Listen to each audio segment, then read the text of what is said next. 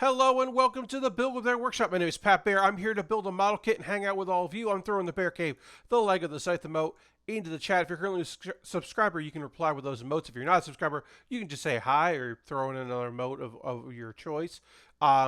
This Hurt My Head is here already, even before the stream officially got going. Mr. Hadel is here. Welcome, welcome. This is the intro portion of the stream where we just kind of hang out.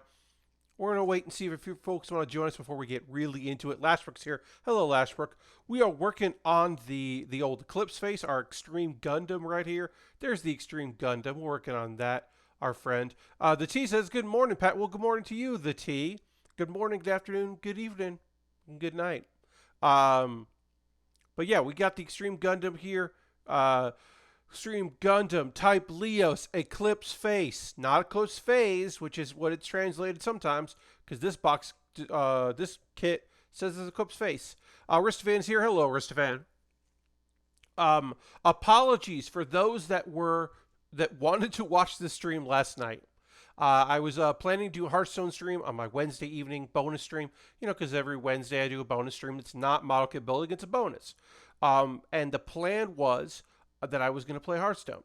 And fate intervened in that. From around 8:55 p.m. till, I would say, it seemed like almost 10 p.m. Eastern time, folks that were trying to stream to Twitch weren't able to. And it wasn't like their OBS or their Streamlabs or anything like that. That was working fine. It was connecting. It was something in Twitch that was not allowing it to go live and be able to see that you went live.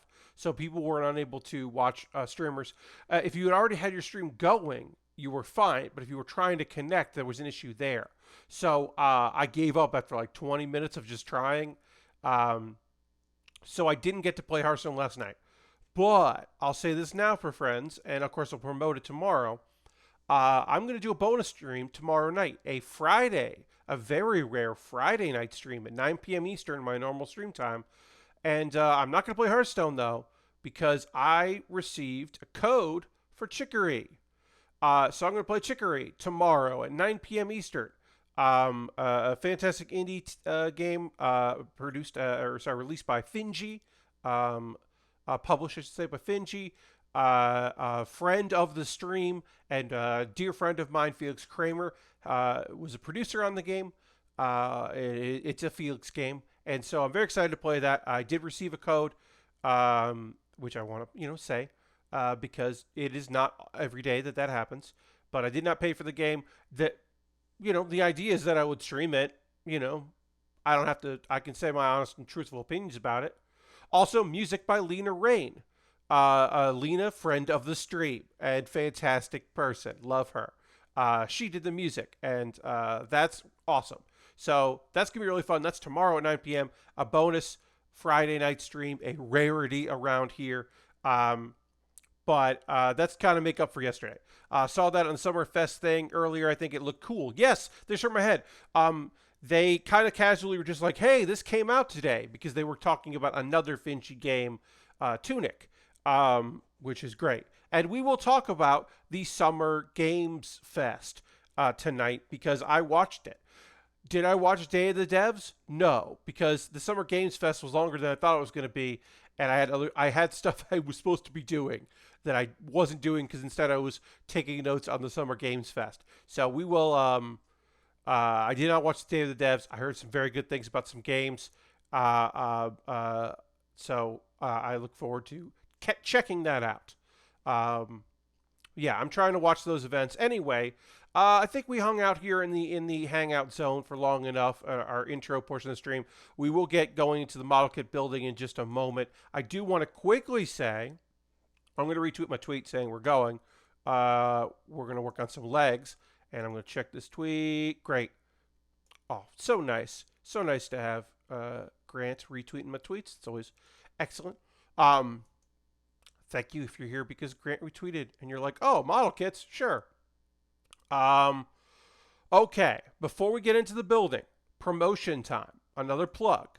Pat Bear's Anime Club, yelling about the shows we love, featuring Ian Horner and Heather Derry of Loading Ready Run and myself, is coming to PAX Online 2021. PAX East Online, technically, they're doing a thing where they're calling it PAX East Online because it seems like they're not sure if they're going to cancel PAX West or do PAX West or not. So they're like, we might do 2 PAX Online. So maybe we shouldn't call it just PAX Online 2021. But anyway, that's what their logo says. So Camp PAX Online because they're doing a camp theme. Camping, not camp. That would be some cool art.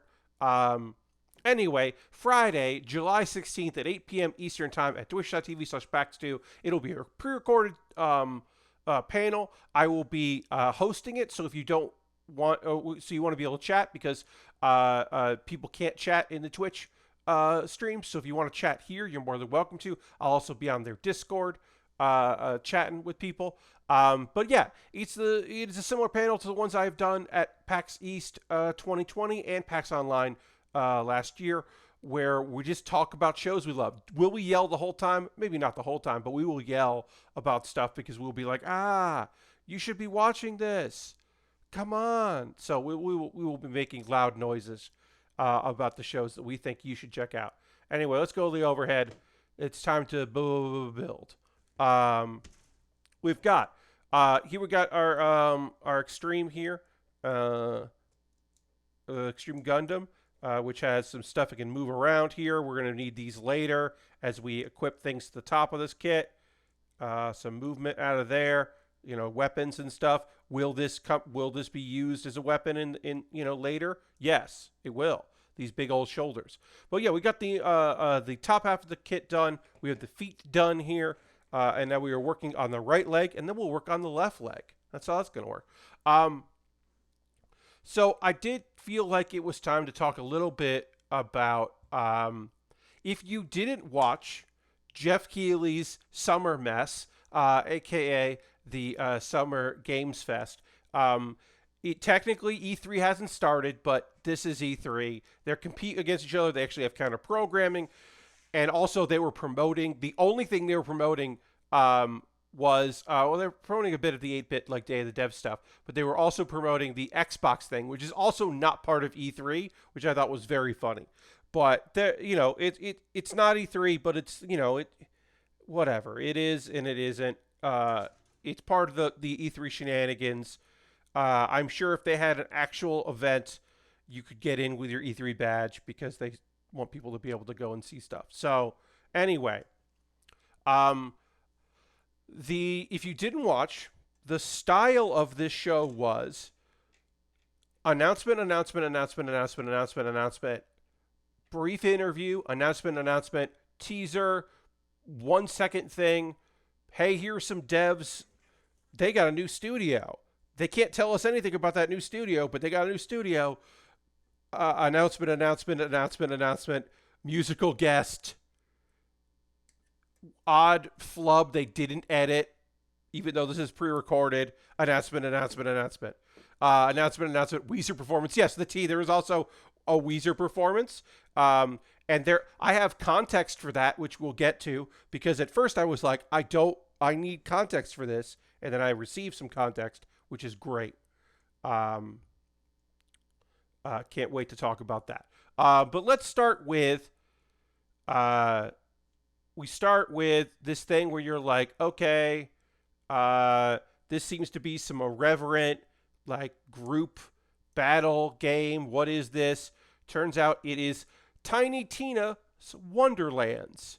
Because you're like, we got a lot of voice actors who are comedians here, comedian voice actors, and that voice actress is in a bunch of stuff. She also plays Tiny Tina. And also there's a horse named Butt Stallion. And my question is, which was not answered by the trailer, how much Tiny Tina is this? Because I don't like Tiny Tina. So how angry are you about the new Battlefield? I don't remember the new Battlefield. Has your company been embraced yet? Yeah. I just want to know, how much Tina is this? Is it like a tiny amount of Tina? Is it a lot of Tina? I think there were too many mainstream actors named in it where people I just Oh, I don't know. I I like Andy. I forget who else was it. I like Will. Uh, Now, have I met them before in passing briefly? And so, am I biased in that? Sure, but I like them. Will Arnett has been cool to me, so I like him. Um, I don't have his number or anything, but he's been cool to me. Um, yeah, I mean, my big thing about that is I just don't know if I want to hear Tiny Tina. So, now we've got the next game that was talked about that's fair. It's more I don't see the point of having them. Yeah, I mean, just doing quips and being jokes and doing all that. Yeah. Like I don't really want to watch no, I don't really want to play a Borderlands game. Um Also, here's a nice thing.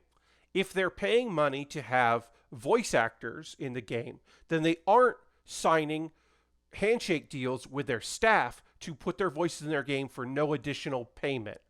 Um, and that's great. That's a great work in the future because I feel bad for friends of mine who have voices in Borderlands 3 who definitely are never going to get paid anything else for that.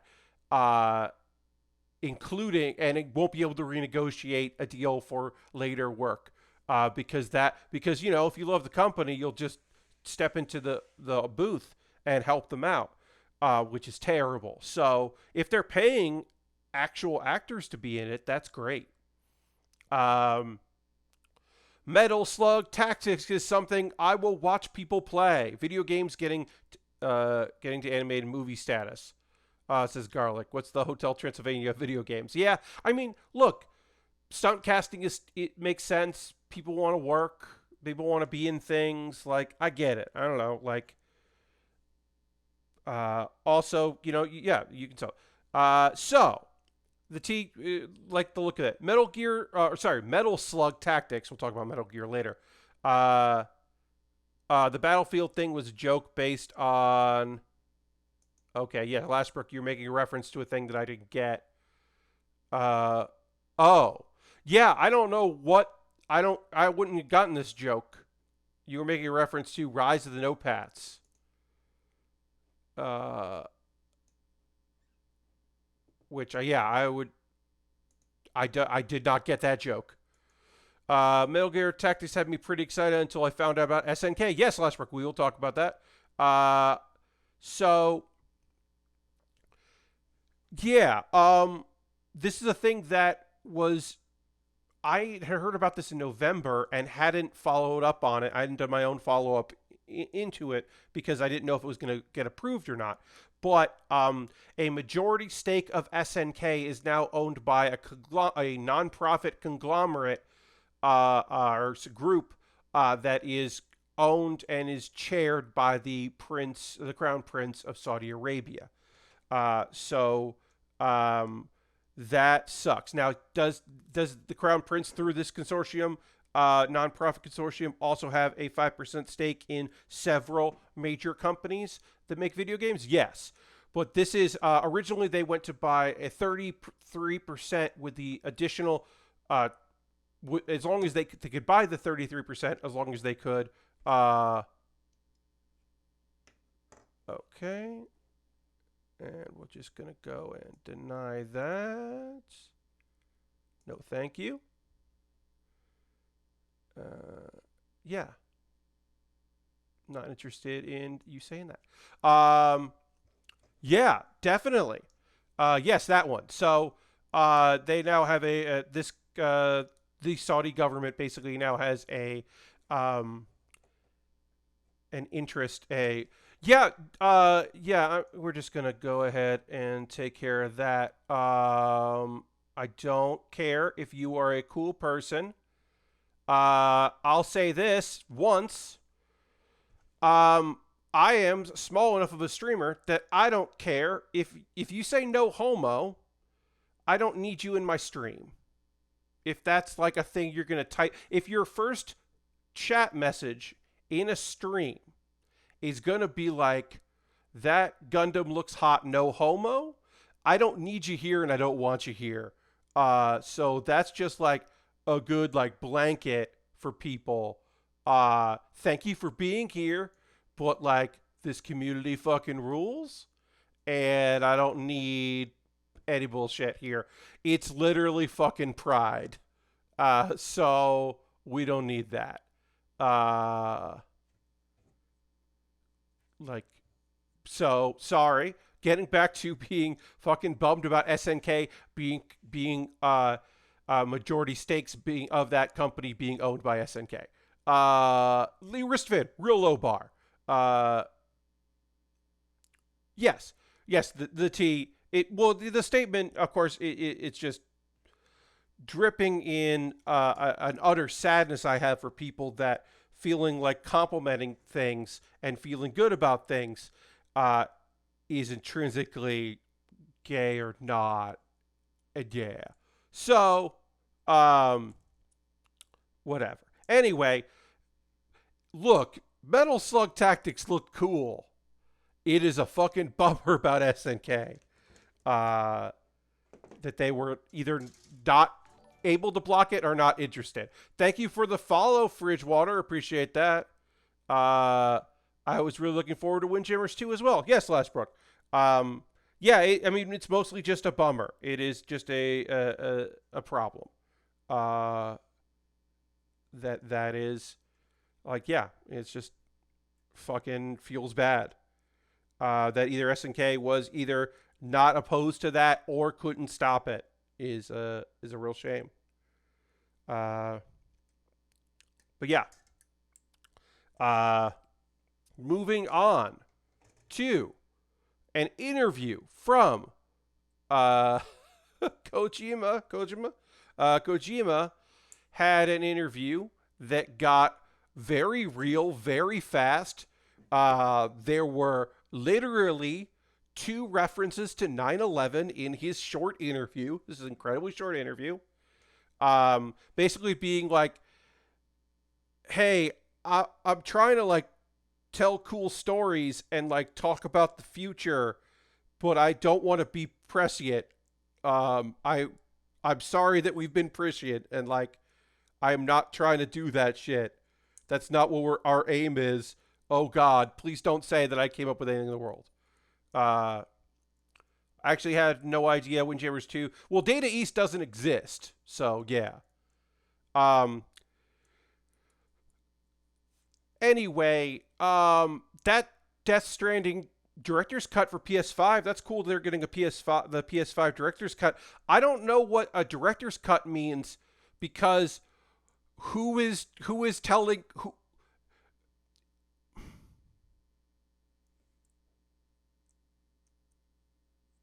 Oh, okay. The publisher and developer of 2 is just SNK isn't mentioned. Okay, I don't know. Look, hey, I didn't. Someone mentioned Windjammers 2. I can't confirm or deny that SNK has anything to do with Windjammers 2 or not. I do know that lots of people were not interested in making another Windjammers for a very long time, and then suddenly they were because it wasn't going to happen, and then it did. Anyway, I want to talk about how the idea of calling the PS5 version of Death Stranding director's cut implies that anyone told Kojima he couldn't do something, that the original isn't his full vision. It is a weird misuse of director's cut, in my opinion. Oh, we just got a raid from Bad Gunpla. Hell yeah, hell yeah. Welcome, everybody. That's 19 people coming in. Hello. Please enjoy as we continue to work on the Extreme Gundam Type Leos Eclipse face, which is a premium Bandai kit that came out a couple months ago for this year, which is just shiny and fun. Yeah, welcome. Happy to have you all here. Welcome, Bad Gunpla Squad. Also, we're talking about the Summer Games Fest, the pre-E3 event of the year. As I try to figure out why this doesn't want to connect here. What am I doing wrong? And then I believe maybe what I'm doing wrong is this is not actually... Yeah, that's what I'm doing wrong. I haven't put this piece in right. So got to do that. Yes. Yeah. So the real thing I want to talk about is this thing. Why did they make a thing that was Death Stranding and a I know why they did it. They made the people spent time. People were paid to spend time making a fake thing that isn't going to be in the game, where it's just like, hey, it's the box, and oh, look, he's going to get in the box. Ha ha ha. What do you think was going to happen to the box? Why would he use the box? Ha ha. And it's like, why did they make that? Why did they make a Metal Gear joke instead of anything to entice people to buy Death Stranding again or for the first time? I don't know. It was so strange. Um, it was such a strange thing, and like it was funny, but it was like, what's happening? And it was captured on a PS5, which also is just like, yeah, sure it was. I'm sure it was. This is very strange, but anyway, um, let's see where we going here. Uh, Jeff Goldblum was the best. Look, E3 hasn't actually really started yet, but Jeff Goldblum won E3 already. Jeff Goldblum just being like wonderfully irreverent and completely nonsensical and dragging Jeff Keighley about being a Jeff and you know just like being like, oh, I know what we're doing here, world premieres, and it was just like, this is great. This is just wonderful, clearly pre-recorded, but they introed it like it was live. Uh, yes, so many Jeffs, indeed. Um, it's Jurassic World Evolution 2. Now, I'm going to be honest with you, folks. I didn't know there was a Jurassic World Evolution video game, and this is the sequel to it. And it's like a park simulator, I guess. I think. I'm going to be honest, folks. Didn't know about the first one. Like, only know about the second one because of this. Does Jeff Goldblum narrate the video game or just the trailer? Because, like, that, I don't know. It was cool to have Jeff Goldblum in the show, I guess I will say. Uh, I guess that's my big takeaway, was that it was cool that Jeff Goldblum was talking. I was like, yeah, all right. Thanks, Jeff Goldblum. So we are doing some panel lining as we go. I like doing it as I go. Sometimes I'll wait until I'm done with the whole piece, but kind of like doing as we put like components together and this leg is done. So we'll do that. We're doing the old quick and dirty method, just trying to hit it hard and fast and then clean up afterwards.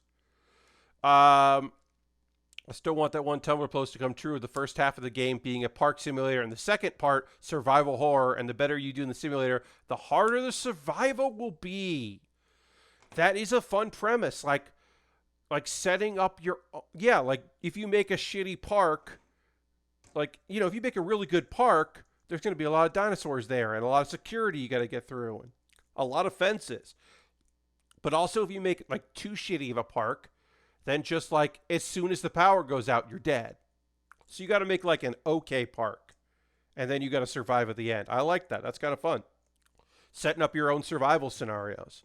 That's neat. I mean, obviously that's just a pitch that someone made.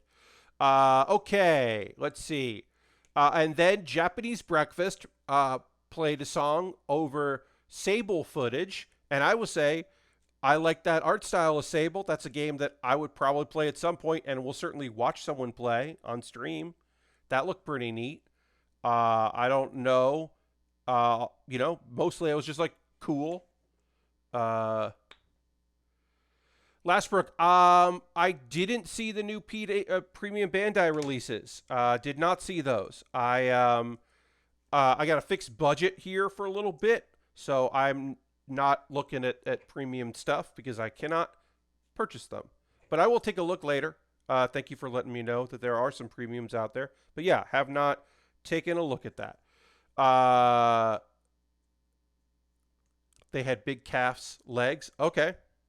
I will definitely take a look. Hey, Amazon Games is still a thing, huh? Amazon Games, because they got Lost Ark, which you also could look at as Lost Stark or Lost Ark. But Lost Ark is an Amazon Games game because, hey, they didn't, they're killing Stadia. They didn't kill their games thing. They just don't have a lot of games. But it did make me go, oh yeah, huh. I don't know. That looked fine, but I probably won't play that. There was some Call of Duty stuff that was, that's fine. That's your thing. That's fine. Um, so some people complained about this, but I think this makes sense. Ryan Reynolds is the star of a movie that is a video game inspired movie. So having a trailer for a video game inspired movie totally makes sense to show in a video game thing because that is the audience you would, among other audiences, general audiences, you would like gamers to see your movie, your video game movie. Your NPC finds out that he's in a video game movie. Like, yeah, you ostensibly would want people to see that who would watch that. I never saw Pixels, but I know it exists. I know that's a movie. It just feels weird about the movie being advertised there. I mean, like I said, this thing has to exist in some way. It needs to, happen. This event, if the event's going to happen, it needs funding to do that. And one of those ways is, I like that more than I like other product placement because at least it's a movie trailer that has something to do with it. It's not just like, we force this other thing in down your throats because we need, we need a little bit more funding to get this thing going. So I don't know. I mean, it can't be a good movie, but it could be fun. It doesn't have to be great. It just if it's fun and enjoyable, then that's awesome. Like, whatever. Like if it's good or bad doesn't really mean anything to me. The trailer I saw elsewhere didn't have all the streamers cameos, so they might have made a special trailer for the show. Sharks 2K, I could see them having a trailer for Twitch, like a Twitch version of the trailer that will get shown later, just to appeal to that audience. Yeah. I don't know. Let's see. Among Us is going to have a hide and seek mode. Basically, some of the mods that people have made for Among Us are coming to Among Us, like the sheriff and a bunch of other stuff. Stuff that wasn't like official is now basically becoming official, and that's cool for people. Happy for those folks. They're going to have some new Among Us stuff. Chicory rules and is out today. As I said, I'm playing that on stream tomorrow. I'm going to be playing some Chicory. Let's see. Salt and Sacrifice. I know that lots of people love that first game. So hell yeah, enjoy it. Also, this trailer had a cat that had antlers. And so I took note of that. Had a fun cat with antlers. That seemed neat. Yeah. Salt and Sanctuary, I know some people really, really loved. Never played it. Not my style game. But hey, hope people like it. Let's see. Solar Ash looks cool as hell. That just looked fucking dope. Like, I don't know. I don't really have a lot to say about it. It looked cool as hell. I would really like to play more Among Us, but it's hard to find a group. Yeah. If you don't have people, that's definitely tough. If you don't have a crew. Let's see. Chivalry 2. The only thing about Chivalry 2 I liked is that as the title card came up, someone yelled "Chivalry," and that made me happy. Because that's just awful in a way that I really enjoyed. I really enjoyed someone yelling "Chivalry." That just made me laugh.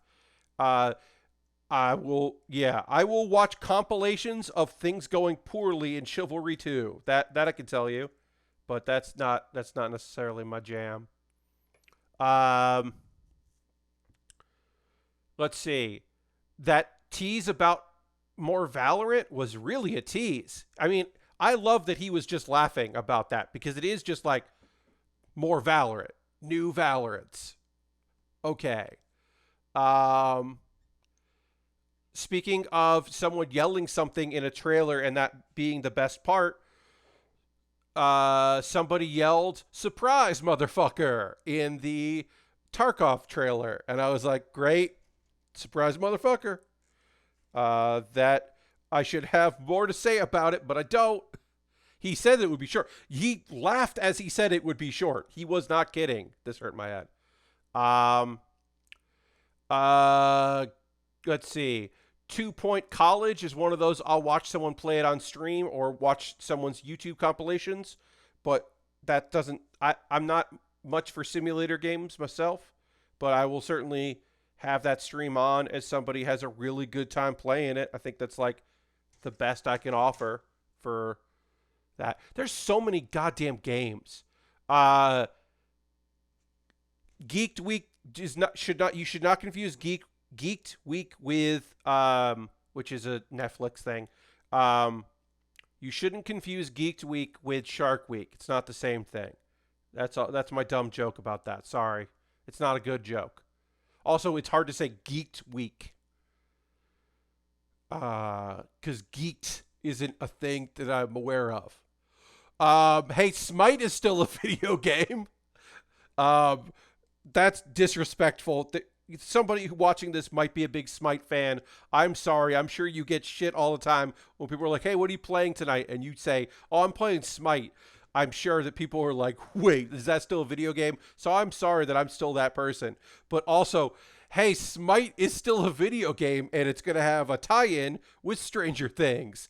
One of them is a new character. The other are skins for other people, so you could play them like...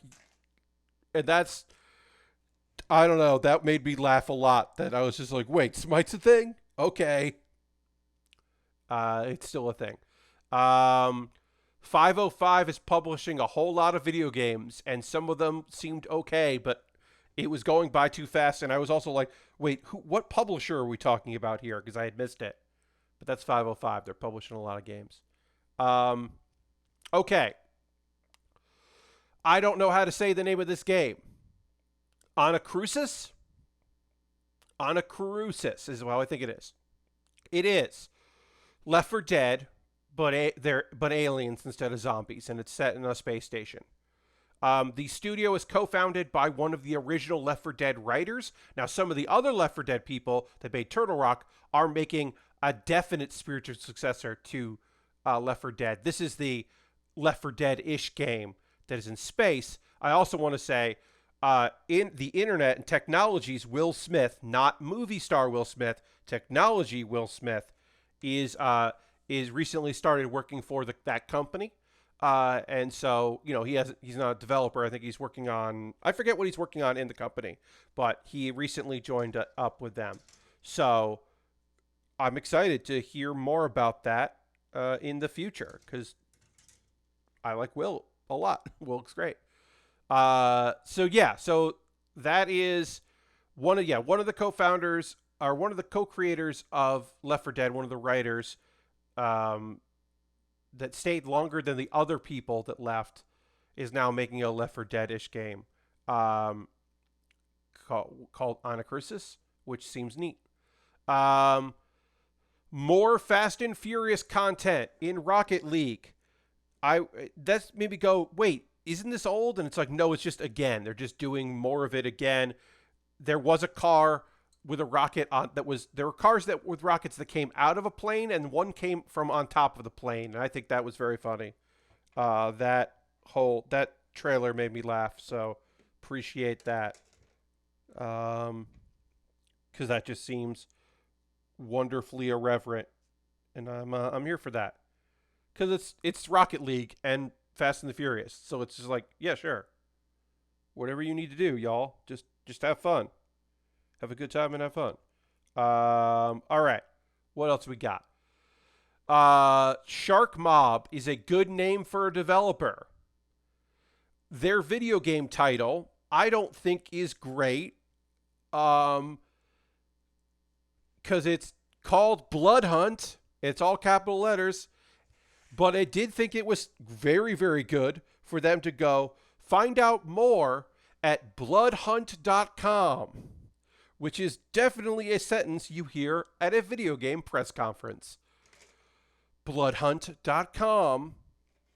But also Shark Mob is just a good name. And this is a Vampire Masquerade, but it's an action game. It's not it's not Bloodlines or anything like that. This is vampires with guns. This is vampires with guns, and you can modify. There's fashion vampires, which is great. I'm a big fan of fashion vampires as well. House of Ashes is probably going to be terrible in many ways. Oh, they're going to make a new terrible name. Blood Hunt sounds like a video game, a TV show made up in the 90s. Yes. It sounds like a game that Bart Simpson really wants to get. So House of Ashes is going to, it's the people that make the live action actors. You got to choose what people do. It's poorly acted on purpose, mostly. Blimey, Bullet Hunt, or go to hell. Yes. But also we're going to add in the fact that, it's U.S. soldiers, and then also there are Israeli soldiers and monsters. And we just open up the possibility of just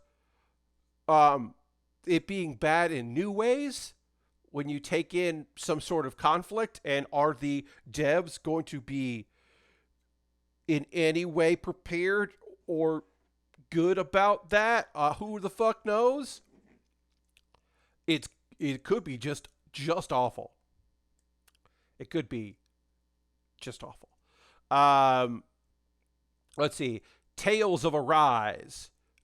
We finally got some anime in this fest. It's long overdue. This, the Metal Gear, or not the Metal Gear, the Metal Slug. What am I saying? Metal Slug seemed a little too American cartoony. So it's about time we got some anime up in here.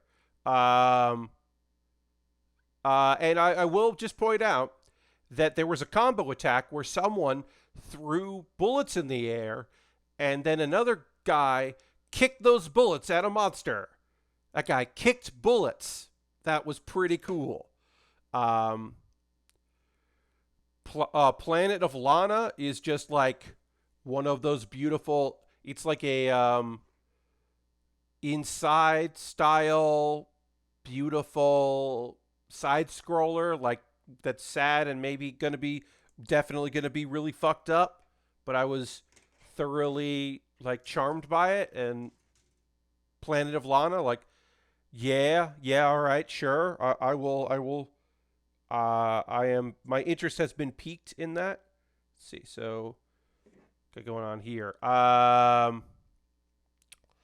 Overwatch 2 is apparently still happening. Just the models in it looked good.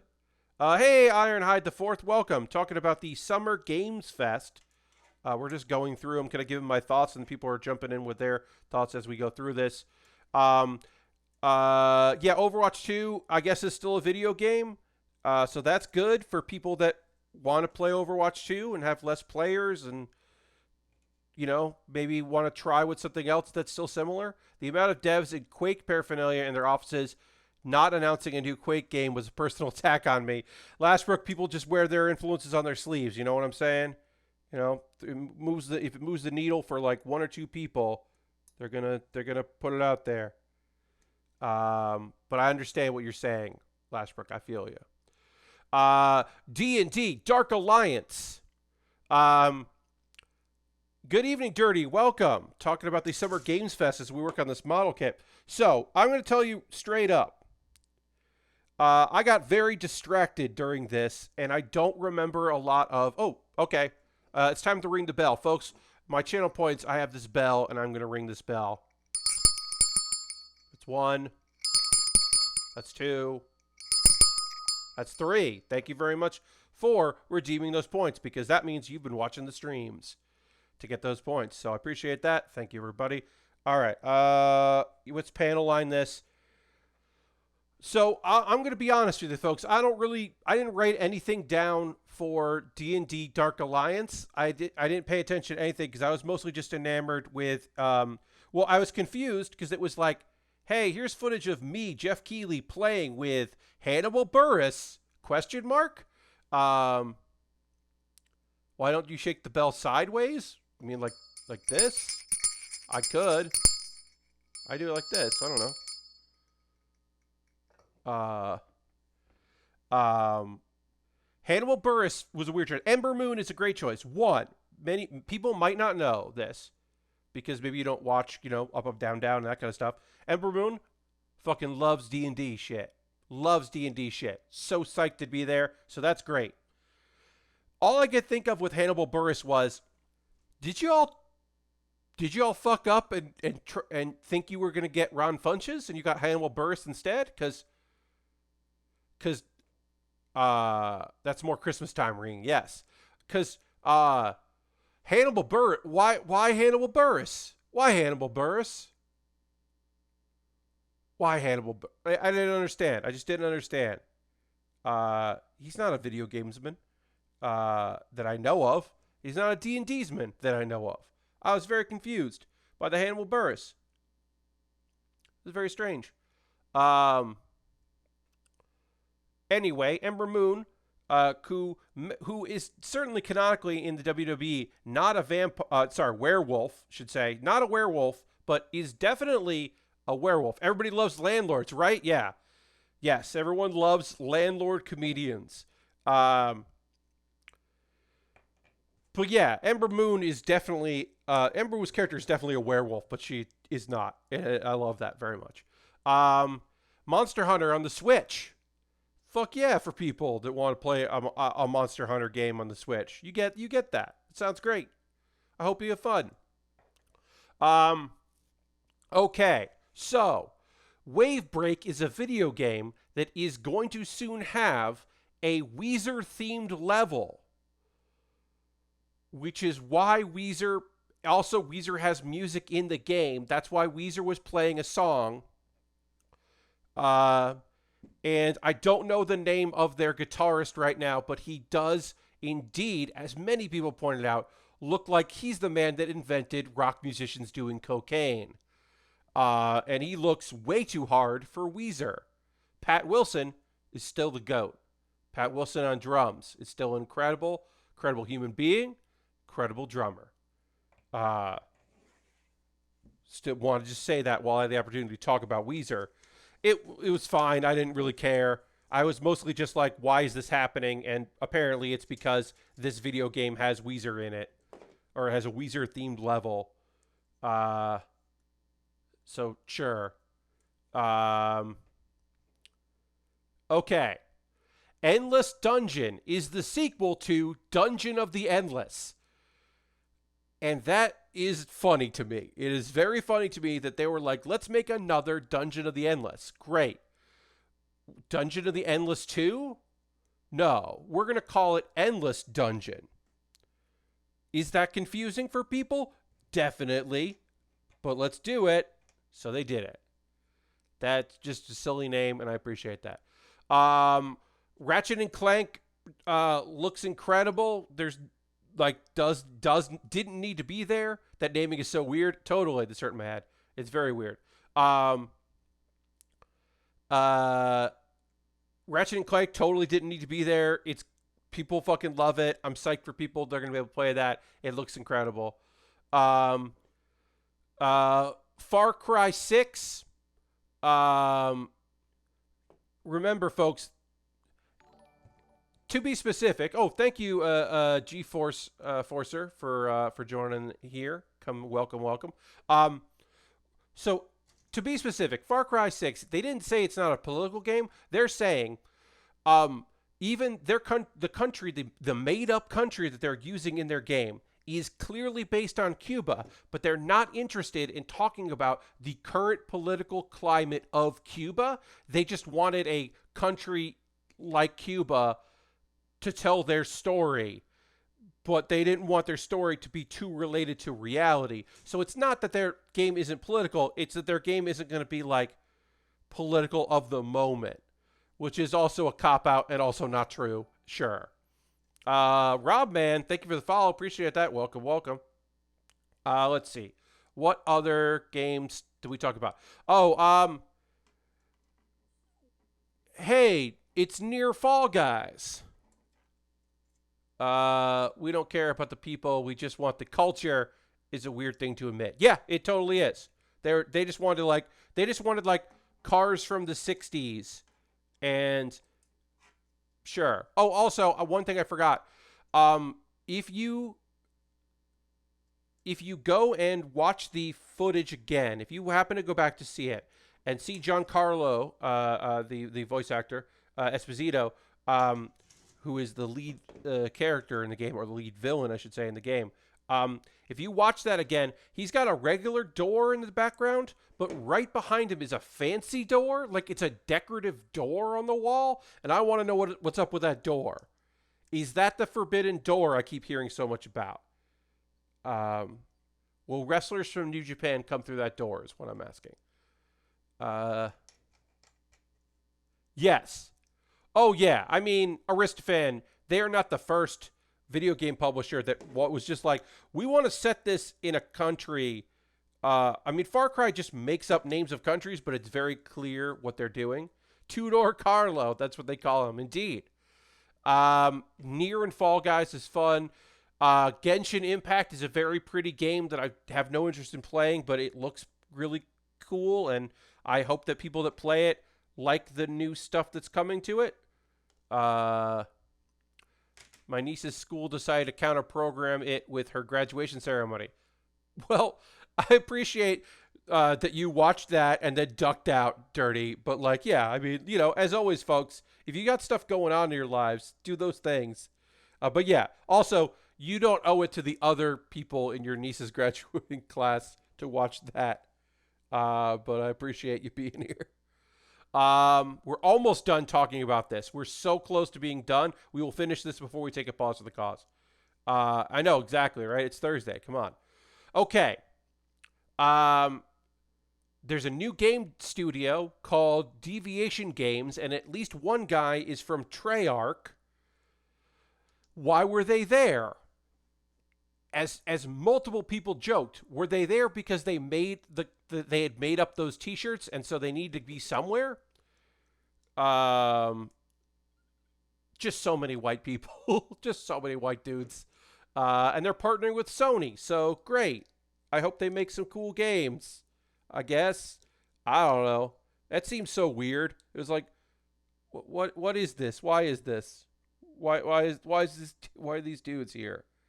They literally can't announce a game because they haven't made them. Let's see. The Sonic Orchestra, you know, promoting, hey, my birthday, I share a birthday with Sonic the Hedgehog. And it is, dang it. And why did my sis have to marry someone with a last name from the middle of the alphabet instead of Adams or Adam? Yeah, that's right, right? Yeah. What's up? So, yeah, Sonic and I share a birthday. So the Sonic anniversary thing is coming up, and that is on my birthday, which is fun. It's always fun to share a birthday with Mr. Hedgehog, Sonic T. Hedgehog. The Sonic Orchestra, I'm like, sure, have the Sonic Orchestra, have them play a song, promote this thing that's coming up. All of that sounds great. Why did they have them play a song from the Werewolf Sonic game, Sonic Unleashed, where he was Werehog. The Werehog game, Sonic Unleashed. Why Sonic Unleashed? Why is this orchestra playing a Sonic the Unleashed song? It was just very confusing. Fuck the haters. I love Sonic Unleashed. Okay, the T, you can love Sonic Unleashed. I'm just saying that's not a popular, that's not a beloved Sonic game. Even if they are haters. It was just an odd choice. It was just an odd choice, folks. Okay, so Back for Blood is the spiritual successor to Left 4 Dead. It is made by Turtle Rock, who are people that made Left 4 Dead 1 and 2. So those other devs wanted to make their clearly spiritual successor to Left 4 Dead. So they're making one. And that's cool. Good for them.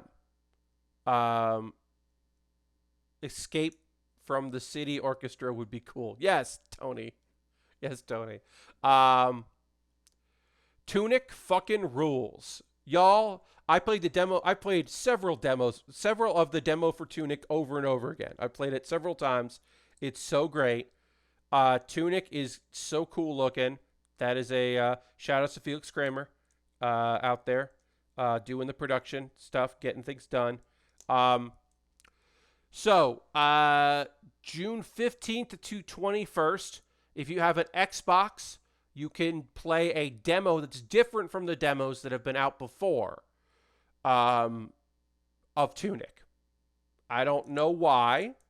It is weird. The game will come to Steam, but it is not. But this new demo is going to be an Xbox exclusive demo. I assume that was just some funding. Tribes of Midgard. Money is why. Yes, Sharks UK. It's money.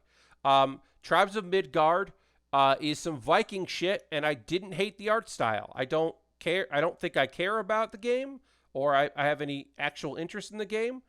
But it was lots of Viking shit, and it sounded like the narrator was doing a weird accent choice that I did not love.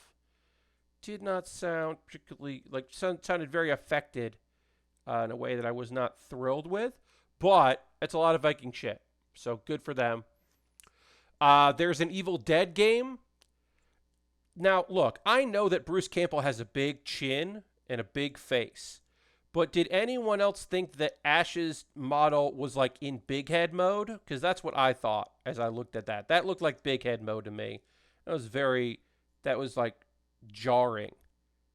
So I was like, yikes, what's going on with that? Other than that, I mean, I'm not going to play it. It seems to be that you can be monsters. It's maybe like an asymmetrical thing where you can be the head monster and then take over, or you can be one of the crew. They usually do Evil Dead in a pretty cartoony style. Yes, the T, that's totally fair. But it just felt like even more than no one of the characters seemed to have a big head like he did. So that was just weird. That also came really late in the show, and that was surprising to me. I don't know. Yeah, whatever. But also, they got Bruce Campbell to narrate the trailer. That's what you want to hear that. You want Bruce Campbell to narrate the trailer of your Evil Dead game. You gotta. So that was good. All right. Let me get a tool out here. Tool assisted getting these things together. And then we'll end with Elden Ring, which I will say, my two things about Elden Ring are,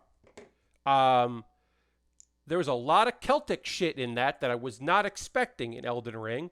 There's a lot of Celtic mythology notes that I was very surprised in. I am by no means an expert in Celtic mythology, but I have, I've played video games. I've watched TV shows. I've read big mythology books in the library when the thing was read something, and I found a mythology book and was reading that. I'll do stuff like that, looking up names for characters for D&D campaigns, that kind of shit. I'm somewhat learned when it comes to that. That looked cool. And then also, of course, I'm never going to play Elden Ring, but I hope it fucking kicks ass because I want people to have a video game. And it seemed very important to people to have Elden Ring be at E3 this year. It seems very important to some of y'all out there that game was there was something for that game and y'all could have something. So I'm glad you got your something. Again, this is not a thing that I was just like, fuck yeah, Elden Ring. That's a day one, baby. I was just like, okay, cool. I hope you like it.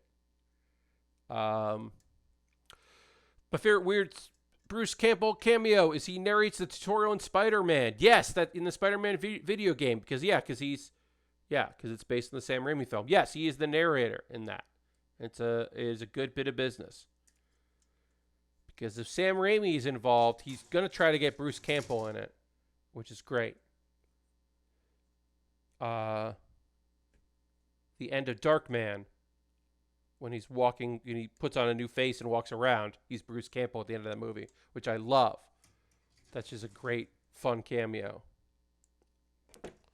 All right, we are almost done with this kit, and we are done talking about all of those video games. So overall, uh, my overall thoughts on that was the Metal Slug looked cool. Um, uh, Arceus, or sorry, Anarchus looked neat. Um, Tales of Arise seemed fine. I like Tales games. Um, there's some stuff in here that I was like, this looks neat, and some stuff that I was like, no thanks. It was too many things, maybe. I think it was too many things. I think the announcements came too fast, and there was no time to kind of think or digest. I will say this, very little commentary from Jeff, like follow-up commentary. Like, we'll see more from that at whatever. Or, like, expected to come out this year. Or, I can't wait. Or, how about just Jeff says, I can't wait for more of that. Or, it's Annapurna is involved, so it's going to be a top-tier, indie title. This is indie AAA. If they're producing it, like, just something. Just, like, stuff. I don't know. Like, he doesn't. I didn't need him to do bits, but I needed him to be more of a person because he was the only person. Or like have somebody they can cut to just be like, Jeff, that looks cool. Polio Kazoo, or you're right, Jeff. That was a very short teaser. Like, just have like a fun person that he can like banter with. I think I needed some banter. Keely's follow-up commentary was, hello, fellow kids. Yeah, a little bit. I mean, it was mostly just, I'm a presenter and I have a lot to get through. Let's get to the next thing. And that's what he was doing. And, like, I get that. And that is important and necessary for someone doing that kind of stuff. But I definitely wanted a little more pizzazz and a little more, like, show. It would have felt differently with a live crowd reacting if there had been a live crowd. Not to say this thing would have had a live crowd anyway. But it would have definitely had a different vibe, or if there were more like actual people that he came up to talk to in person, that would have definitely changed the vibe too. So yeah, that was just like meh, meh, meh. But it was cool to see, and it was a good long stream. So I appreciate that. I wasn't expecting to be as long as it was, and to have as many games as it did. Brawler says, I do like the design of the Extreme in general, but I wish they made the Agios phase. Those wings are awesome. I have seen those Brawler, because I am not super familiar with this arcade game that this is, the Extreme game that this is based on. Honestly, I looked it up, and I do think it looks rad. But in January, when this kit, the Eclipse face, went up for pre-order from Premium Bandai, I was like, I'm going to buy a Premium Bandai kit. And this was clearly the one I wanted to get. Because I love the colors. Like these very vibrant yellow that's almost orange because it's see-through. The reds. I love a clear kit. It's got a giant weapon. And I like that in a mobile suit. I love a good giant weapon. So this felt like a no-brainer. And now I've come to appreciate the kit after looking at more of it and looking at footage of it. But yeah, it would be cool to see more of the variations. This was still, kind of pricey for what it is. And also, I will say, a premium high grade shouldn't have this many stickers. I'm just still so mad that so much of the big pods are going to have these stickers on here. This is too many fucking stickers for a premium kit, even if it is a premium high grade. It's just frustrating. Yeah, I was wondering what the things in the back are. So yeah, so one of them is going to convert into a giant weapon. These pods that go on here onto the backpack. I could show you a little bit. Let's see. Yeah. In fact, you can have the stand hold the giant weapon over here, because it folds out, which is great. Also, it does have the weapon that also kind of looks like a gun. Sorry, that was bad.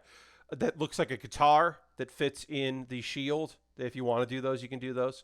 Premium Bandai, indeed, right? That part, the sticker part, is certainly not premium. But yeah, you can make this gun do some nonsense, which I really enjoy. Uh, and yeah, you can also, these shoulder pieces are also guns. You can have this. You can turn it like this. I really do. This is a thing that I think is really unique, and I really like that the shoulders just turn over and are just like extra big guns. I think that is a great little bit of business with some shielding. I think that is just cool. But anyway, let's work on the waist of this kit. We are going to take a pause for the cause in a moment or two. Let me get this waist started here. And then we'll take a pause, talk about ways you can support the channel if you're inclined to do so, and then we'll get back into building this kit. And I'm going to talk anime. We talked about video games, and now it's going to be time to talk about some anime, because some fucking shit happened in some anime that I want to talk about. So we will chat about that and what I've been watching since Monday's stream. Eclipse phase. Yes, indeed. Oops. Let's move that aside there. Put those over there while we work on this here. Butane. But yeah, we'll get a little bit of this done, and we'll take a pause to the cause, talk about ways you can support what I'm doing, and then we'll get back into building as always. Yeah.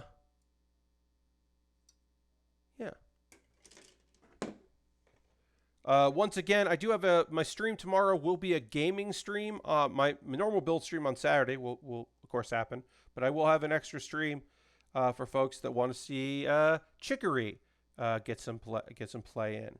I'm excited to work on that. Great. That should be a very fun game to try out. I got the code for that today during the gaming thing. So have not tried it myself yet, other than playing the demo, the very limited demo at PAX last year, PAX East. Played that demo, really liked it. Excited to play Chicory tomorrow, 9 p.m. Eastern. I'll be doing that. And we'll just get some parts cut out here. That's E15. Goes there. Going to E211 and F113. E211. Ooh, nice. Nice clear parts here.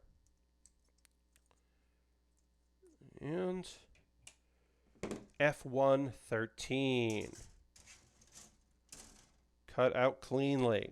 All right, I will. I will cut this out cleanly so it all snaps nice together. You got to do that. Chicory is the coffee alternative simulator. Yeah, no. In this case, Chicory is you are kind of like a dopey assistant. It's a little bit the Sorcerer's Apprentice, in that like you should not be using magic, but some things went down and now the world is black and white and it shouldn't be, but you got a magic paintbrush, so you got to get to work and fix stuff because you may or may not have caused a big problem or someone else caused a big problem, but you're definitely like caught up in a world trying to make things work out okay. But it is very cute and great soundtrack. I've heard a lot of it already. Very excited about that. And yeah, should be real neat. Looking forward to playing it. Ooh, that looks cool. All right, so we will combine these two parts together, and then we will panel line it once we get all the section build. But right now, wasn't it that half the plot of Fantasia and half the plot of Epic Mickey? Yes, a bit of yes. The T, yes. So where's his inspirations on his sleeve? Okay.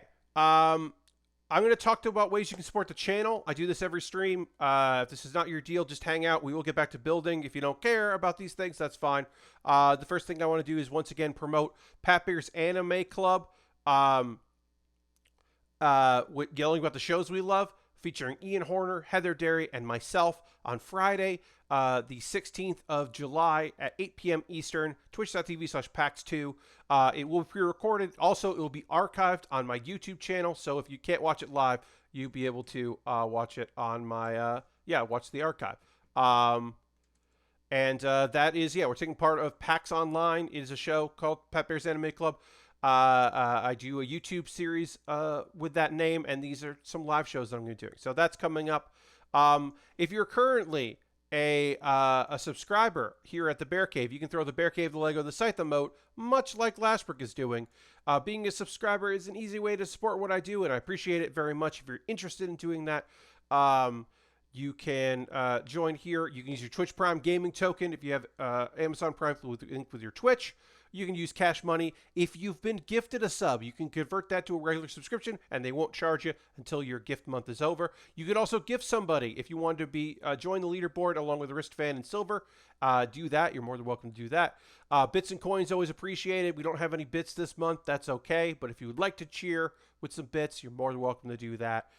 I'm going to talk about different ways you can support the channel, and then we're going to get back to model kit building, and I'm going to talk about some anime that I watched.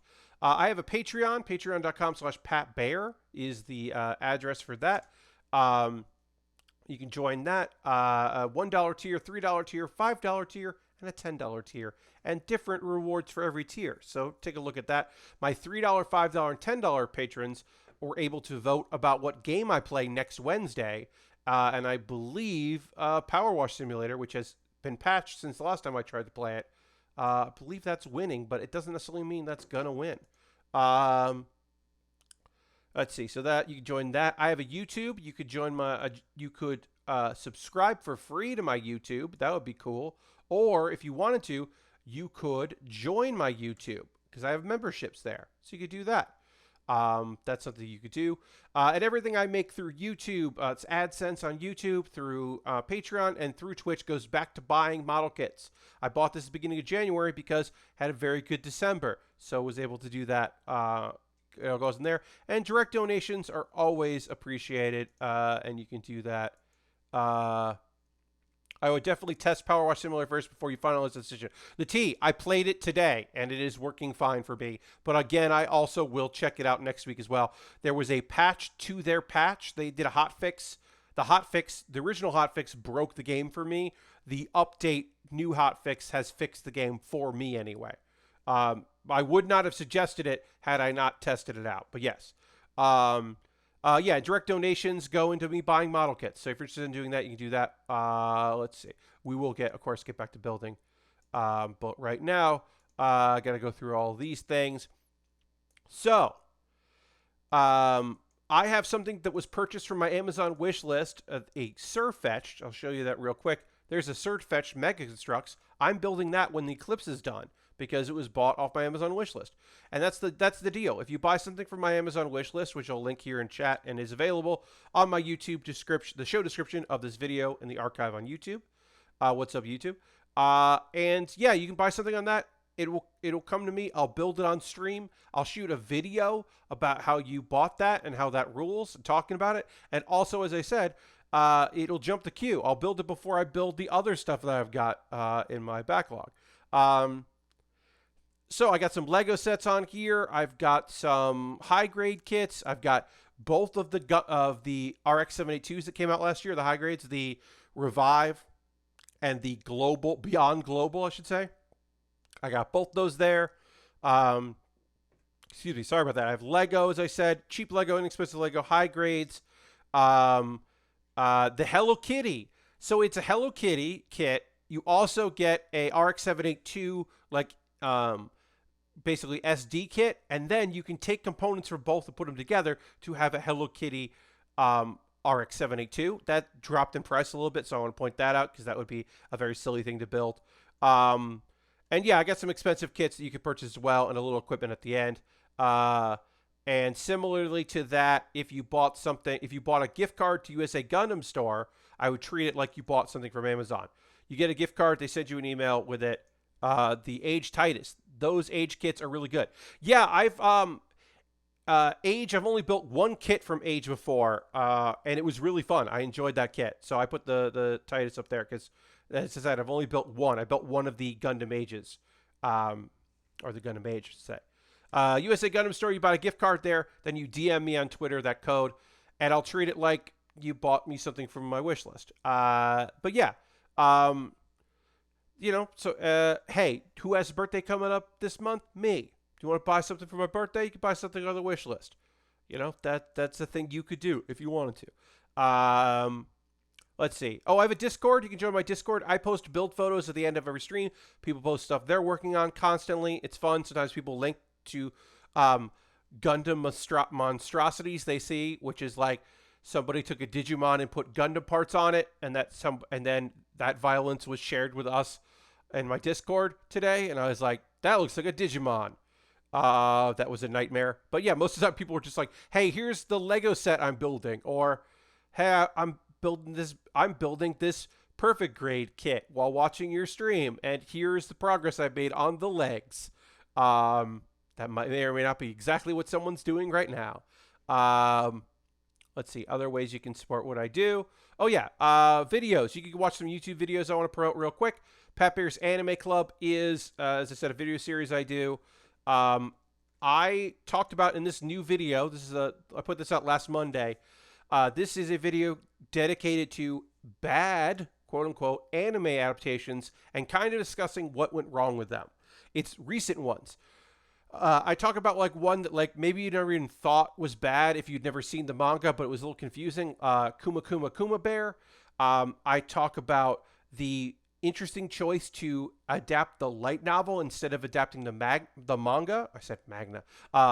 In So I'm a Spider, So What? They're really incorporating the light novel aspects that were dropped from the manga version, and that's really interesting. Is that bad or good? I don't know. And then the big one that I talk about in there is Promised Neverland Season 2, and why that is considered a flop in many ways and a poor adaptation, and maybe how they were never going to appease everyone and they made a choice, and it's definitely bad, but I don't know how they were going to make a good choice. So check that video out.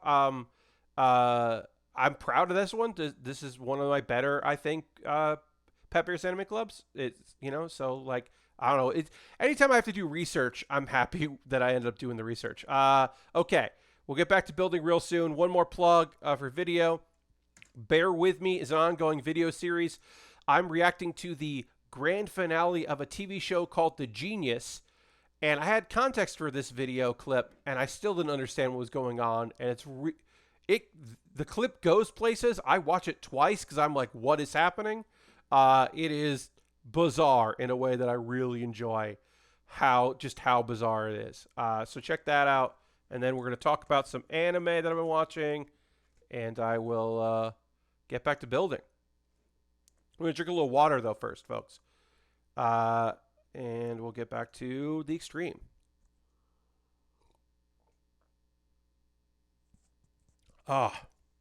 Water. Okay, so Slime Diaries.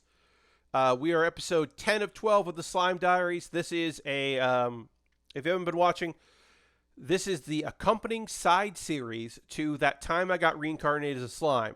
Throughout the series, it takes place mostly in season 1. Predominantly the first half of season 1 and then the later half of season 1. It is a cute little series. It is based on a side manga. It is nice because it allows them to explore some of the minor characters that don't get much stage time in the main story. This episode, the snow fell in Tempest, and you got a lot of people shoveling snow, and then the Tempest wolves are like, because we can run in the snow, we're gonna be fine. We can really show Rimuru like what we're capable of, and like show everybody how great we are. It's our time to shine, Tempest wolves. And then they get out there. And they're still wolves. They're still dogs. They're just playing in the snow and having fun. And they got really tired. And it's just really cute because it was just like, they do that a lot where they like take something very seriously and then they're just like, oh, this is just, oops, we're goofs. Lots of little goblins having a good time in the snow, which is fun. Let's see. Milla makes a giant, massive snow Rimuru in his slime form, which is great. And then she turns it into a snow hut for the little kids, the goblin kids. And that apparently was something that Rimuru always wanted. He always wanted to as a kid, and he never got to. And now he got to kind of live that as a slime. And that was really nice and fun. Um, Geld is the orc lord. He had lots of bad memories as a of Snow because he had a hard life growing up. He and the other orcs. So that's why he's taking extra care to make sure that all the kids are are bundled up and warm. He's like, uh, this will not be a bad winter. And it's just like it's real sweet. This is like they really explore how great Geld is in this, and I really appreciate that because he is a great character that doesn't get a lot to do in the anime, so it's fun in the main anime. So it's fun. Everyone enjoys the onsen later. It's just a cute episode. The show continues to be very cute as it goes through, and yeah, uh, Trini makes a snowman. It's fun. Um, let's see. Okay. Oh boy, we got a big hunk showing up in the Saints' Magic Power is Omnipotent. If you haven't been watching the Saints' Magic Power is Omnipotent, it is. It was incorrectly, I believe, called Cottagecore because it's not Cottagecore because people were like, "Oh, it's like cozy. It's so weird for an isekai." It's a traditional isekai. It's a romance story that happens to also be an isekai. This is a slow-paced romance story where there is some action, but mostly it's just like the main character is just very surprised to have real hunks out there thinking that she's awesome, and is just like, and then especially when one is like very forward, just completely cannot handle it. It's very fun. I put this part on wrong. This is on upside down. So I'm going to take this apart before I bother to start panel lining it. I got to get this piece out and fix it. I goofed. I want to take this. This is going to go, because yeah, I got to go like this. So anyway, the big thing in this episode is they go to, our main character is traveling with some knights and the gentleman who is very much into her. His name, of course, being sorry. I gotta figure this out. I'm gonna take a pause here for a second to look at this. This is gonna go like this, and then it folds up like that. You end up like that, so.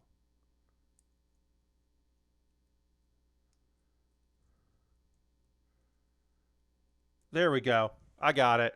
Took me a second, folks. I got it, though. Okay. Now we got it right. Now I can go. Anyway, Hawks is the guy. He's like really putting the moves on. She just completely freaked out about Say.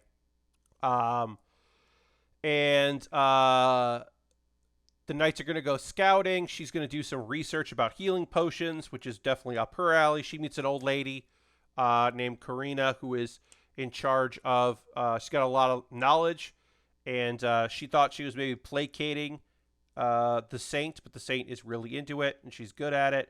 And then we're introduced to the captain of a mercenary company who was staying at the castle to help hump monsters and to help out.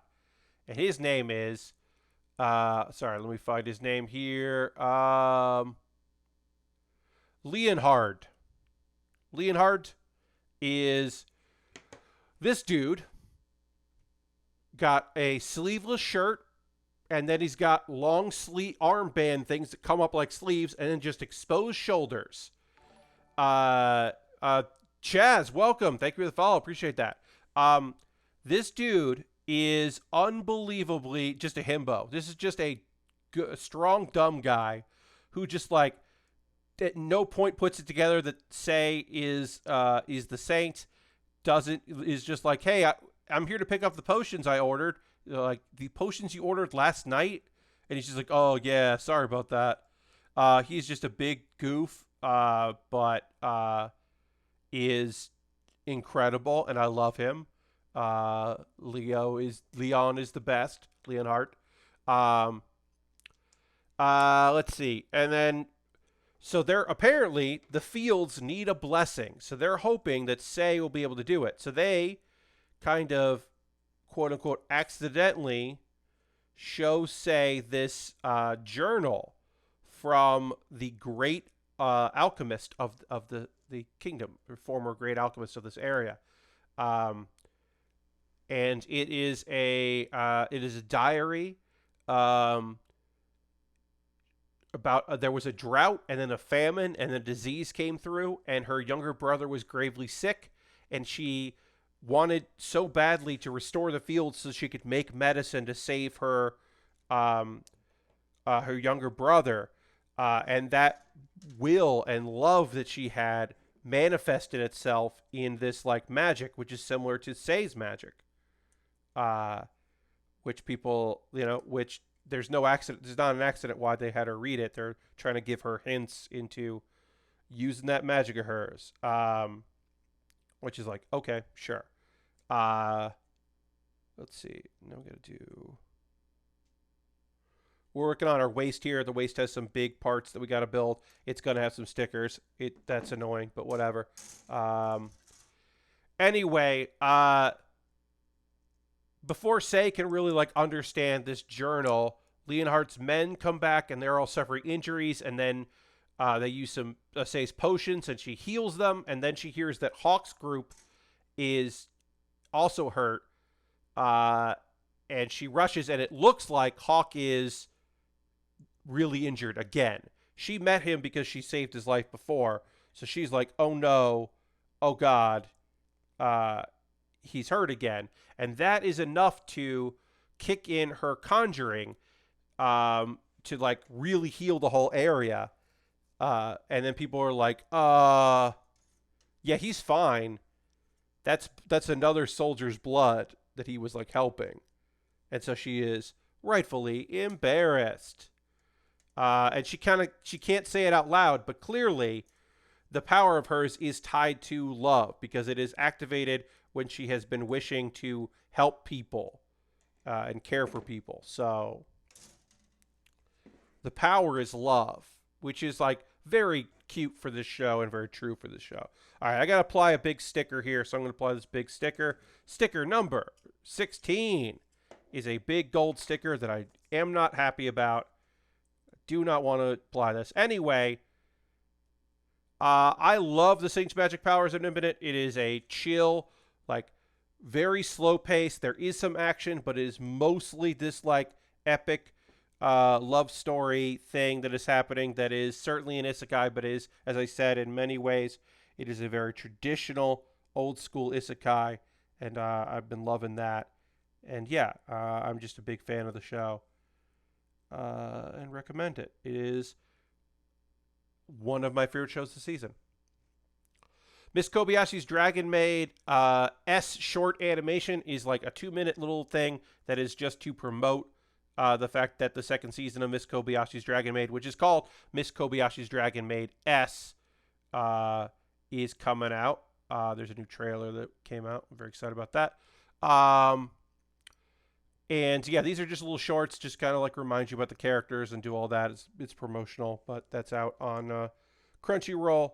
And in this episode, Toru in professional dress is running the first seminar on how to behave in human society. So it's all the dragons together and her kind of like trying to teach them like the do's and don'ts, like with examples.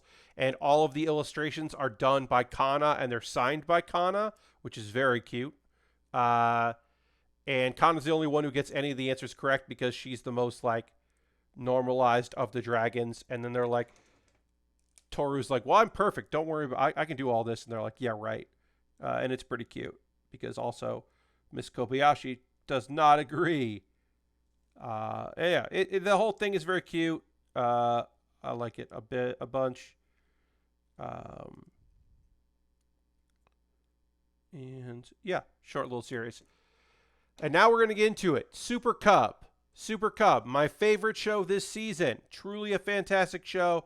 I'll say it right off the bat. They ended this episode 10 of 12, on a cliffhanger.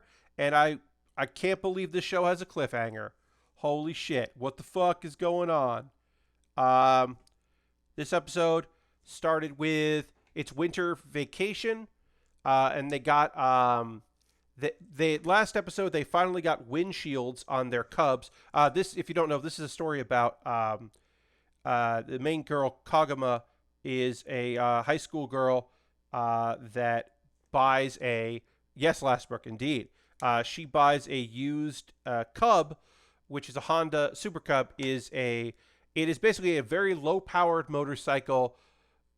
It is licensed as a class as a motorcycle. It is basically a good dirt bike or a low grade motorcycle. Anyway, she gets one, and her life slowly changes. She becomes more independent, has more she has more ability to get out and do things, to take care of herself in that way. She makes a friend who is also Reiko, who is a cub enthusiast, who has her own cub. She's got a hunter cub, and they become friends. And then through the course of it, they make friends and become very friendly with a girl named Shii, who she's got a bicycle. She doesn't have a cub. She works at a bake. It's a German style bakery that her dad owns, but the inside of it is decorated. Most of it is decorated like a diner, like an American 50s diner, because her mom loves America. These are all Japanese people, but he's into Germany, she's into America, and then she is really interested in doing like a coffees from Italy. She's really into Italy.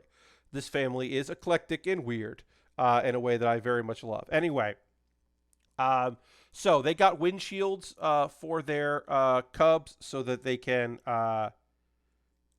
travel easier. Because the wintertime, the snow coming down, it's very cold. They also got leg shields on their bike, which have really cut down on the cold, which is just helping everything out. They finally figured out how to get through the cold. Mostly. When the snow starts falling, Kaguma doesn't really think she should ride her cub, but Reiko is like, come over, I've got something. So we actually see a little bit of like, not peril, but like Koguma trying to navigate on a bike like that, and certainly running into some problems trying to do that, which I thought was great. But she does manage to get there, and what she's got is Reiko has some tire chains for both of their Cubs. So now they have tire chains on there, which will very much help them be able to get around. And in fact, they test it out by going to this like flat, snowy area, basically on a mountain. And we get to see something we really haven't seen in here. We've seen Koguma kind of like light up and have the freedom. Like she smiles because she's having a cool time, and her life has kind of changed here, and she's like really feeling that change. We get to see her like be a high school kid or like a young kid. They go like they're driving around and like falling off their Cubs and getting back on, and like racing around on the snow and going over little bumps and like catching air and just like being fun kids and having a good time. And it's like, doesn't sound like much, but for this girl that we're watching here, like it's a lot of fun. She's like having a good time and smiling and laughing. It's just like sweet and nice. And the music that's playing is like the instrumental version of the opening theme, and it's just kind of like the music when we first started watching the show was very just like kind of almost dour and very like simple piano, and it's really come alive now as she's come alive, and it's just really fun. Anyway, they have a really good time, and I love that. And they go to She's for coffee, and one of the tables is styled a bit like an Italian eatery. So she's like claimed I love that she has claimed a table for her coffees. That is just a very cute little thing. Let's see. Days later, Koguma heads to the coffee place and sees she riding her bike down a trail. There's like a trail around a river, and so she's going and doing that because like she has a bicycle. She has a bicycle. The character She has a bicycle. she meets up with Reiko and they talk about the recent purchases. They got a few more things to make their lives easier. They talk about those things. Uh, and then later, the build's going good, Ironhide. I'm going to just finish up talking about this one show, and then I can talk about the build a little bit. Um, uh, but the end of the episode, Koguma gets a call from Shi, who has fallen off of her bicycle into the river, which is low because it's the winter, but she still clearly hurt herself, and she calls Koguma, and she's hurt in the riverbank. She's just like, help me. And that's like a cliffhanger in this show, which that is very surprising to have a cliffhanger and a dramatic cliffhanger like this. Like, holy fucking shit. So episode 11, I guess it's Koguma to the rescue. And that's like, whoa, that's a lot. I was very surprised to have that. Because it isn't like this show is like, oh, everything's going good, so something needs to go wrong. Because mostly it's just been like, hey, like there was the biggest thing the show had so far as a problem was like, they got to transport, oh no, the teacher isn't letting them use the car. They need to transport some stuff. Well, our girls have super cubs. They've got cubs, so that'll work. Or like, oh no, Koguma was sick and can't go on this trip, the class trip, but she wakes up and she's feeling better. So she rides her cub and like makes it work. Like there hasn't been a big like dramatic thing. And now we've gotten our first big dramatic thing. And it was just surprising to have that on the show. Anyway, I love Super Cup. It is a great show. The build is going good, Ironhide. I am digging this so far. This is my least favorite part, which is these big gold. Like, I don't like that I have these big gold stickers to put on this. I am not a fan of that. But if that's the only thing about this kit build that I don't like, that's pretty great. I love all the clear pieces. I think they look fantastic. They look even better in person than they do on stream. I really enjoyed how this build is coming together. But I like that this is the way the legs come together is they don't clip on the side of this. There's another piece that's going to pop in the bottom. I really like that. I'll show that to you when we get there. But yeah, so some of this is coming together really well. Other stuff I'm not as thrilled in. Mainly, as I said, it's just the I'm not necessarily thrilled about the amount of stickers that we got to put on here. But yeah, that's it for anime stuff. Oh, I haven't been talking about it weekly. I'll talk about it at the wrap up. I was surprised to see, because I didn't know this. Again, this is not a show that I would recommend anyone watch, because I don't think it's a good show. But the second season of How Not to Summon a Demon Lord was only 10 episodes, and that is kind of surprising. Normally, shows are a season is 12 or 13, a lot of times 13. We don't have many 13s this season, but often you will see a 13. And the fact that this show had a second season pretty quickly after its first, and then also like it finishes, but it doesn't like finish a big chunk of the story. It just like concludes a thing, but there's like an overarching bigger thing still looming. And I was very surprised that they were like, yep, and that's the end. 10 episodes in. I don't know. That was just surprising. I would not have guessed that show was going to be just 10 episodes. So, but again, I don't think that's a good show. I like the first season well enough. I don't think the second season is great at all. I actually think it is, yeah, just kind of shitty. But yeah, I don't know. We just want to do those things there. Sorry if this is a derail, Pat, but what is a Nuts Mobile 3 mobile armor? What is a Nuts Mobile 3 mobile armor armored walnuts? What? And you are linking to a Gundam store thing. The Nuts Mobile 3 mobile armor armored walnut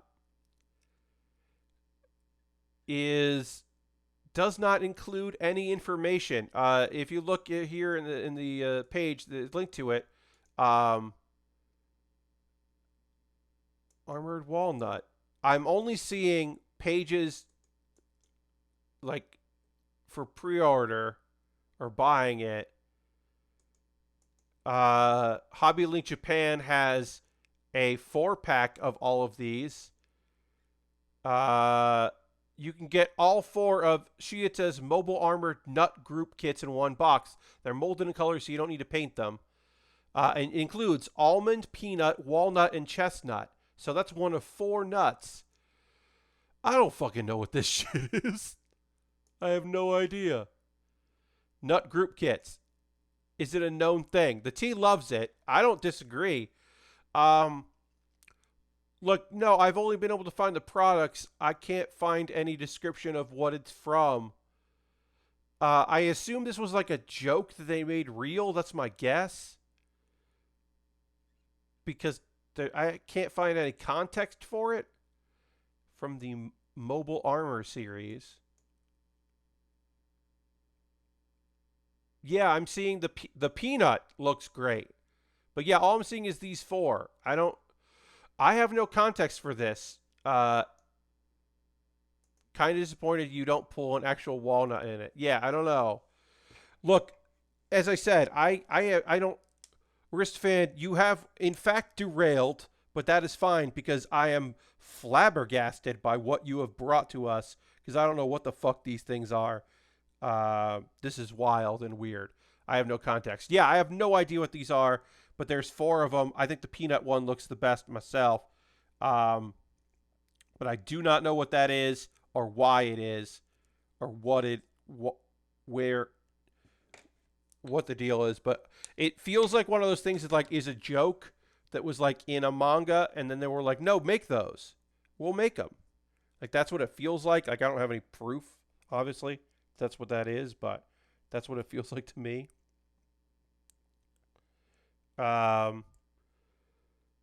We got a little time left in the stream as I continue to work on this. I think we're going to get body complete here because we only have one more piece to body complete, and then we can start working on the weapons. We will continue this on this kit on Saturday, obviously, because there's a lot more to build with this. So we will continue on Saturday because we got to build all of the weapons for the backpack and all that, and that's going to take probably the whole stream. So obviously we're gonna finish this part up at least. We'll get body complete, and we'll get the backpack done. And I need D113.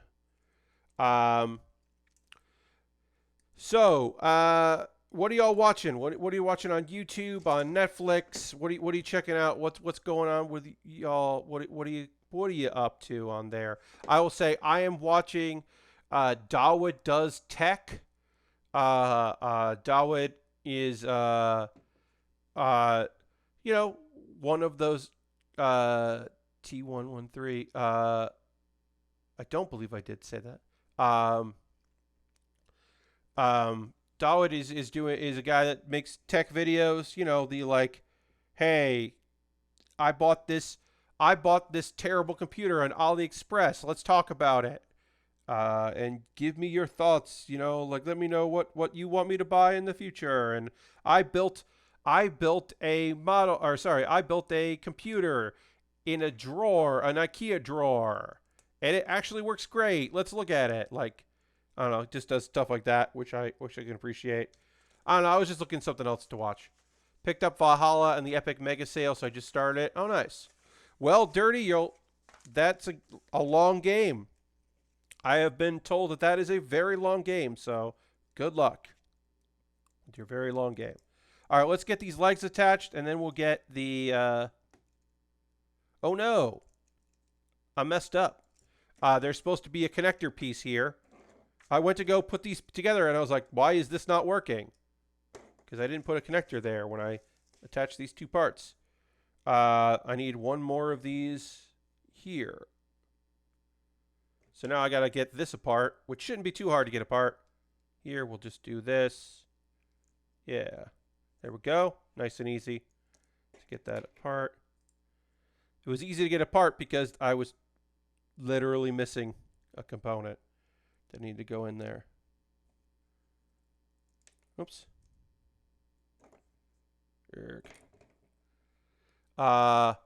Aristophan says, I'm a late comer to Giant Bomb, so I've been picking up some shows. Lately, it's Project Beast, which is about Kerbal Space Program shenanigans. Oh, yeah.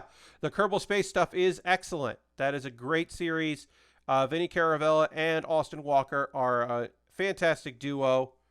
They play off each other so well. I mean, Alex is in there and does a great job as well, but that particular duo is the real star of that goofy duo is the real star of the show. Well, that's awesome. My eldest watched some episodes and was inspired to play the game again. Oh, that's rad. I love that, Aristophan. I love that for you and your eldest. That's very cool to get inspired to pick the game back up. Yeah, they get into shenanigans in that series. It's very fun. All right, now we got this back together. We can get this piece on.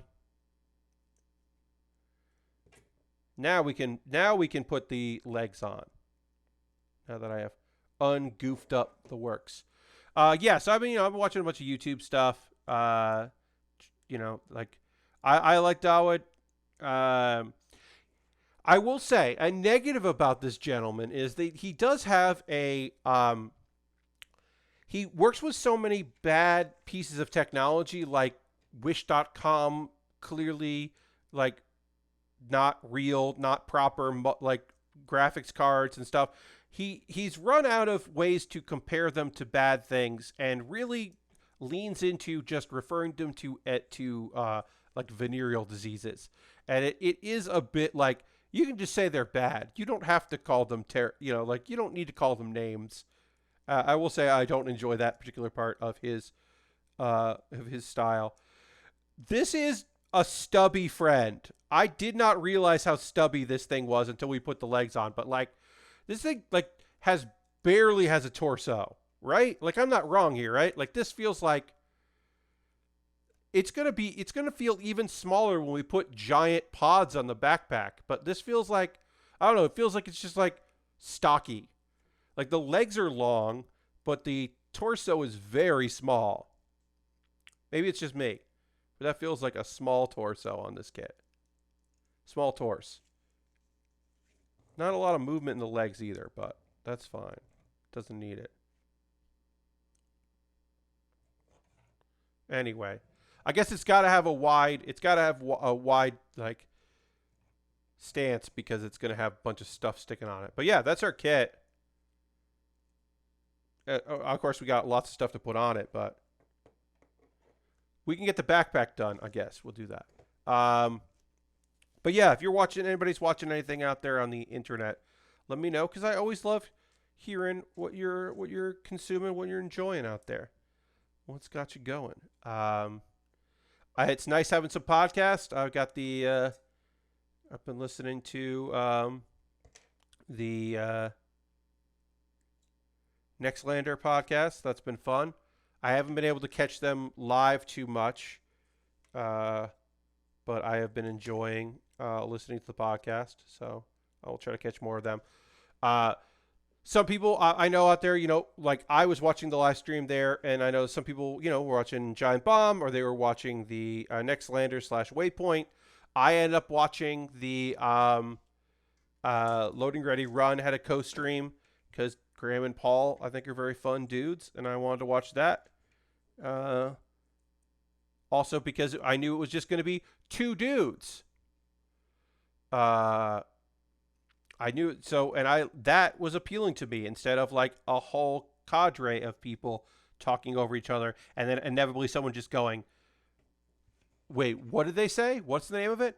And that is not meaning to be disrespectful to people out there that like actually want to know, but it always feels weird when people are like talking over each other, and then someone's just like, "Wait, what was that though? What was the game?" I caught up on Nextlander streams today. They did some agent hack game that's a lot like Keep Talking and Nobody Explodes. Ooh, I like that. Yeah, I haven't seen any of their like them playing games, but that's fun.